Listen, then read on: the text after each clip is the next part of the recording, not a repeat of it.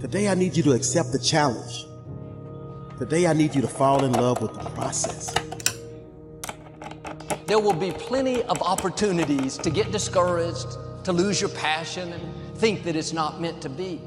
But if you're going to reach your destiny, you have to have a made-up mind. If you give up after the first time, or the 5th time, or the 30th time, what that really means is you didn't want it bad enough. There should be something you're believing for, that you are relentless. You are not moved by how impossible it looks. You're not discouraged by how long it's taking. You don't give up because people told you no. Your attitude is, if I have to believe my whole life, I am not going to stop believing. I am not going to take no for an answer. I'm not going to settle for mediocrity. I'm going to keep pursuing what was in my heart. And ask ourselves, what do I really want? What do I really want? And write it down. Writing causes thinking. Thinking creates an image. And you get these images going, you're building a vision in your mind. It's the visionaries that's changed the world. Think of that. But what keeps that competitive edge, what keeps you on top, is the ability to think and prepare mentally over and over and over again. The body has limitations, the mind does not. We focus so much on what goes on from the neck down that we forget it all starts from here. Everything starts from here. If you're not mentally ready, you're never really physically prepared.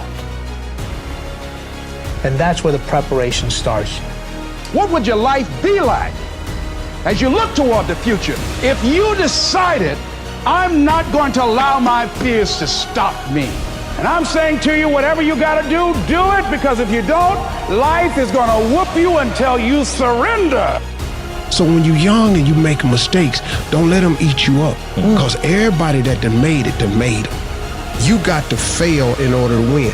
Hey, look, man, to understand how to hit the game-winning shot, you got to miss the game-winning shot. You know, you got to be tough, because the road to success is always under construction. It's never a clear path to success. The people who become successful are the people who have a relentless attitude.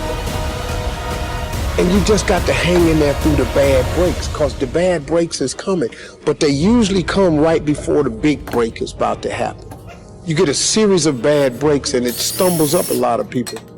My life and my success is to say to anyone, you can stumble, you can fall, you can get back up again.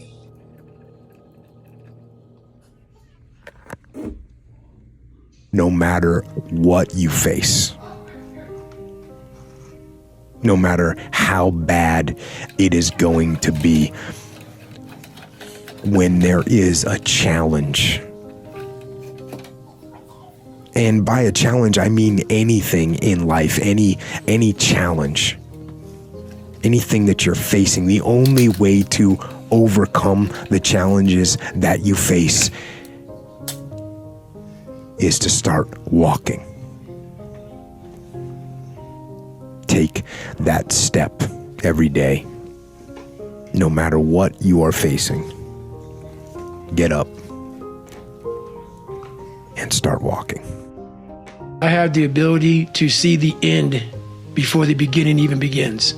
And what that means is I know that to get to the very end, I can see it right now. So before I went to Buds and I was losing all this weight and shit, I saw myself walking across the stage at 191 pounds, 'cause that's what I had to get to get into the door. I saw myself 6 months, a year later, whatever it's gonna take me to do it, I saw myself walking across that stage, getting that certificate of graduation from Buds. And I was able to be there at 300 pounds. And that feeling, that I was nowhere near that feeling, I was able to put myself there 1,000,000 times every day. And that feeling of like, my God, that is gonna feel amazing. That's what made me suffer. That's what allowed the pain to be real and say, this is worth it. I want to feel for this next 18 months, it took me 18 months to finally become a Navy SEAL, to finally, just get through buds. 18 months, it's 6 months, it took me 18. That's what woke me up every morning, was I'm gonna put myself through this much pain and suffering for a few seconds. That's all it is. A few seconds of joy. And it's so worth it, man.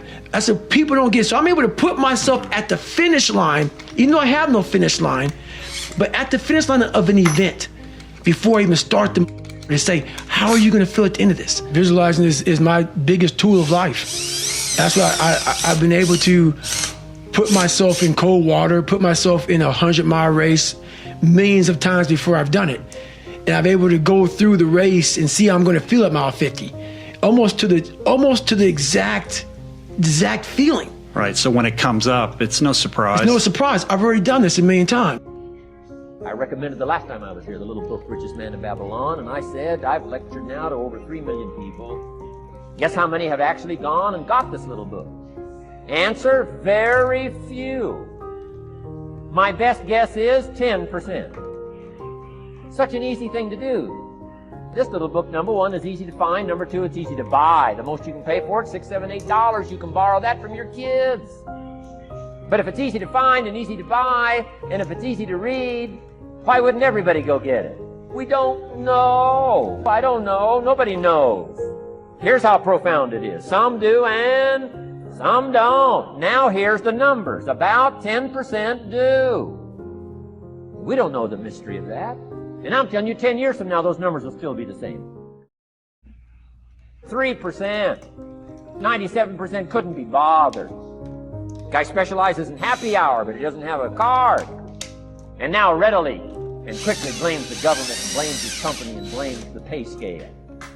Here's my advice to you today. Walk away from the 97%. Don't talk like they talk. Don't go where they go. Don't act like they act. Don't specialize in what they specialize in. Throw away the blame list they cling to. You got to be consciously conscious today, because your environment can hypnotize, mesmerize, and paralyze you. Oscar Wilde once said, responsibility is what we expect from somebody else. This is very true. Most people dread accepting responsibility. That's just a fact of life, and we can see it in operation every day. We can see ourselves getting hot under the collar when the dentist keeps us waiting, and we're sitting there reading old magazines when our appointment was 30 minutes ago. And we don't stop to think that we forgot to mail in this month's mortgage payment. We can see ourselves growing angrier and angrier because a business contact is supposed to call at noon, and here it is almost 2 o'clock, and the phone still refuses to ring. But we don't stop to think about the calls we ourselves have forgotten to return while we've been so busy fuming. We can see ourselves writing an angry letter to the airline because a flight was delayed, but we don't write an angry letter to ourselves when we're late for something, even though that might not be a bad idea at all. Yes, we can see avoidance of responsibility all the time in both our personal and professional lives. And here's something else we can see just as often.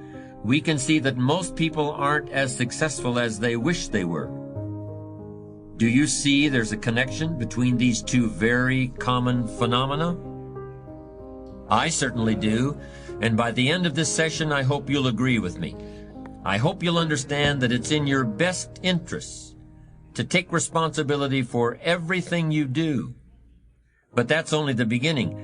I'm also going to suggest that many times it's even best to accept responsibility for the mistakes of others, especially when you're in a managerial or leadership role.